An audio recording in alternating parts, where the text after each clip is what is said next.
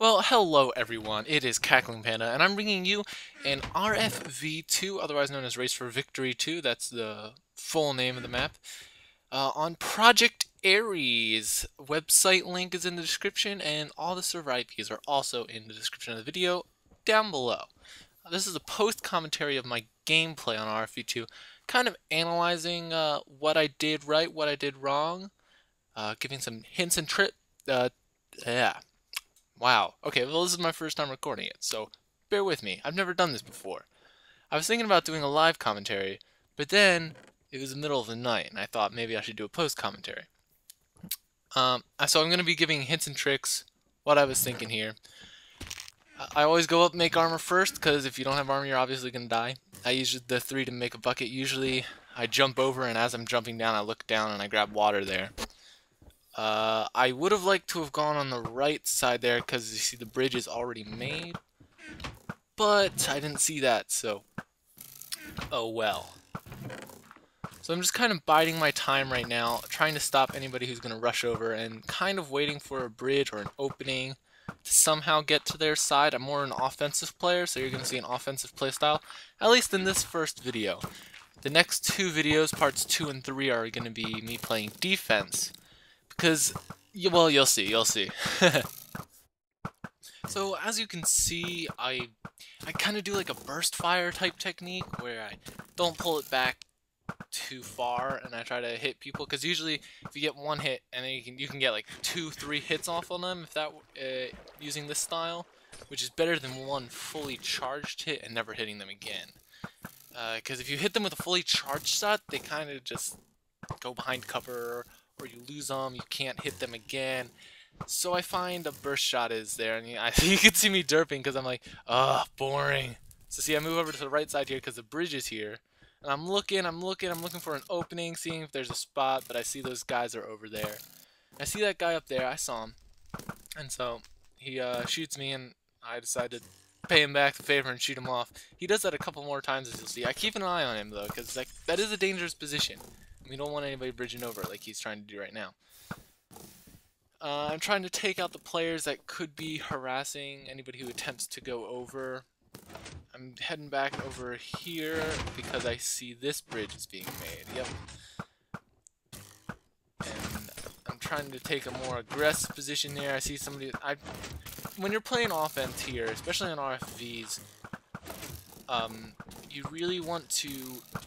If you're not going over, you're waiting for a place to jump over with, an opening, you're basically a defender now, and you're basically a frontline defender, and you're trying to attack the enemy. So that's what I'm doing here. I'm just trying to suppress them, give myself an opening, kill a couple people, and my first push should be coming fairly shortly, I believe. I think the bridge on the left is about to be made. Could be wrong, though. Making sure how many arrows I have. See, I only have 64. I have run out of arrows, and I'm trying to be a good teammate. Use your water, try to help people, but it extinguishes anyway. Oh well. You gotta be aware of your surroundings, like the fire, get that out of the way. If your teammate's hurting and you have fire, and see, here's the push coming on the left side. You see, everybody on my team is going forward, so I'm like, this is safe, this is great, this is great. So I follow my teammates here. And then I got that poison. Right now I should have run back. I know having poison on me was the stupidest thing to keep going. So that guy doesn't hit me, and I'm like, okay, I'm going to pillar up before, but I get hit off. That was the worst. That was a very bad play on my part.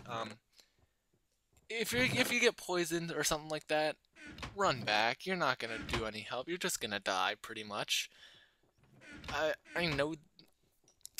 It's just, you know, sometimes in the heat of the moment, you're like, yeah, you know, maybe I should go for it. There's a chance, there's a little opening. And there really wasn't that much of an opening now that I look back on it. But I thought too highly of myself, really. So again, I come up here, make myself armor. And I think I also make myself another bucket, because buckets are good. Yeah, and I switched the glass with the bucket. I don't know why, that's just how I like to do it. And I derp a little bit. That could have been a lot faster. And I see over there, I see there's no water, so I run over to the right side to grab water here. I always grab water because that lava, somebody gets you with the lava. And here I'm like, ah, oh, darn, our wooden bridge that we had there is broken, which is not good. Having a link between both sides in RFV2 is critical, I think. That way you have defenders basically the whole length. You don't just have defenders on one side or the other. So if they breach the left side, you can quickly run over there, and the right side can use some defenders from their side. So sorry if you hear my dog in the background. Come on, bud. Come on. He's a good boy. Sorry about that. If you even heard it, I don't even know. And I see that bridge down there, and I was like, that's a smart idea. That is a smart idea. Bridging down there, and I'm like, I have to get over to that side. It looks like there's more action going on over there, and that looks like where they need me. So I head over. That is risky, and the reason I didn't go on the other side is because if you get shot once, you're off. You lose, pretty much. And I try to get over, trying to look and see what's happening. And there was already a place down. No need to dig another place, right? And I believe this is a very... don't remember quite what happens here. Oh, yes, I do remember now. This guy's poisoned. See, 2 shots there instead of 1 fully charged shot, which he may not even have hit him because he was moving. I get there to get rid of the lava. I'm like, ooh, that void gets me all the time. As you'll see, that is actually what pretty much, I think that's the only thing that kills me. I don't die to PvP. I do not think. So tunneling is a very overlooked tactic in RFV. And what I do is I usually put wood and then glass. Wood slows them down more than glass, and the glass, if they break it, I know somebody's behind me. So that's how, that's my reasoning behind it, because you can hear it a lot better. And what happens is I run into another tunnel. Yes, here we are, this ladder. And I'm sneaking up here. And I think I'm good. I think I am good. So what happens here is I see that those arrows coming from the left here. And I'm like, okay, I'm not going that way. So I head up top, because if you can go over people's defenses from the top here. So yeah, I don't know what I was thinking there. I should have gone, and here's Panda Battalion. He is a ridiculously good PvPer. I try to block him off with blocks, and I get stuck in that corner, and yeah. So what happened there is, alright, I got stuck in that corner. I thought there was still space behind me. I wasn't very aware of where I was, and so I was backing up still, but I wasn't. So my attempt to evade failed. Panda Battalion is a very well-known defender on the PvP server, Project Ares server. So that was... As soon as I saw those arrows, I thought I saw his name, but I wasn't really sure. I don't even know if you can see it in the video. I didn't even know he was playing, I don't think. Anyway, the defenses looked very good on that left side, so I went in and tried to go up. And if I go up, you can usually bridge across and then jump over most of the defenses. And that's usually the tactic you use late game and some... Yeah, this is fairly late game, so... Well, that's definitely the tactic you use once you have a sky bridge. But you didn't have a sky bridge, so I actually had to go into their fort to get on top of the base. And I did not think... And this is stupid. That was just stupid. I thought... I saw the bridge down there. I thought that guy was at that opening. That was stupid of me. You gotta be aware of your surroundings at all time. I totally messed up with the shift clicking there. So as you can see, I am a mess in this offensive gameplay. I had one very good push, well, not very good, but fairly decent push against Panda Battalion, as you saw there, where I tunneled. Tunneling's very, very good and often overlooked, except in Golden Drought, which is another Capture the Wool style map, which tunneling is like the only thing people do, because that's the only way to win that map, pretty much. Make my armor, make my bucket, not very exciting, but, you know, necessary. And I will be fast-forwarding some of the defensive stuff I do, because in the next 2 episodes, because that's fairly tedious. I'm just building walls, etc., etc. Get my water, get my thing, and I come over here, and I see those red nameplates down there, and I think we gotta get them out. But I don't want to go because I see there's 2 guys in the tunnel, and there's the guys who look like they were gonna jump. So I go down now because, yeah, That guy burns to death up there. I try to shoot him, try to get him out of the way, and I'm like, this is great. Absolutely good.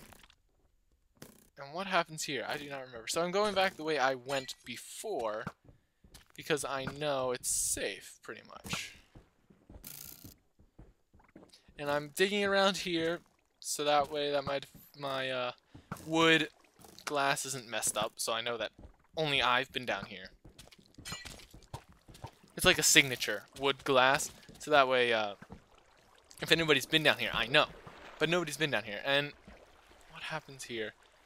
Oh, yes. So there's another tricky maneuver. I see tons of guys up there, and I'm like, this is a bad idea. So I break this ladder, and I'm going to actually bridge out into the void a little bit here. This is a little trick on RFV2. You can bridge into the void here. I see some nameplates over there, but I think they're focused on them. So I bridge out, I go over here, and I'm going to go, and I get hit off. You can actually get on there, bridge out into the void, and then jump into the lava part, bypassing that bedrock barrier and not having to go up top, which is what I was going to do. That's a little trick there. But those guys actually were looking at me, and they hit me into the void. Again, that was stupid of me. I should have blocked it up or something. I should have looked back. Not really sure what I could have done there. I just misjudged the situation. I could have cleared them out. I was behind them. I had the surprise advantage on them. That's probably what I should have done, is cleared them out first, and then gone and tried to do the little sneaky jump there. But oh well, mistakes are mistakes. Making my armor, making my bucket again. No big deal. But definitely the most derpiest point is coming up here. Well, I guess it's not derpy, it's just horribly bad luck. But we'll see. So I go here, grab my armor, grab my bucket of water. You never know when somebody's gonna have lava on them. And this is kind of illegal, but not really. Trying to get rid of this lava because it doesn't block the whole lane, but and it's not a lava curtain, so technically it's legal, but it's so I couldn't drain it because I'm an admin on the server, or sorry, not an admin, a moderator.